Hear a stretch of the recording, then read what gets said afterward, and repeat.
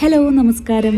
കഴിഞ്ഞ ദിവസം നമ്മുടെ ഫോർട്ട് കൊച്ചിയിലെ യുവധാര യൂത്ത് ലിറ്ററേച്ചർ ഫെസ്റ്റിവൽ നടക്കുന്നുണ്ടായിരുന്നു. അപ്പോൾ കുറേ സ്റ്റോൾസും കുറേ ടോക്ക് സെഷൻസും ഒക്കെ അവിടെ ഉണ്ടായിരുന്നു.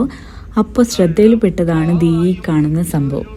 നമ്മുടെ MTയുടെ രണ്ടാമൂഴം ആ കഥ മുഴുവൻ പിക്ചറാക്കിയിട്ട് ചെയ്തിരിക്കുകയാണ്.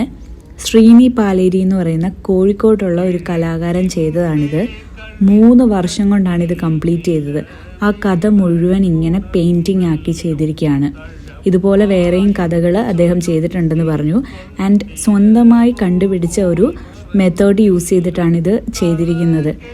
ഇത് ഫുള്ള് കണ്ടപ്പോഴത്തേക്കും ഇങ്ങനെ ആ കഥ മുഴുവൻ നമ്മുടെ മനസ്സിലേക്ക് ഇങ്ങനെ വരും.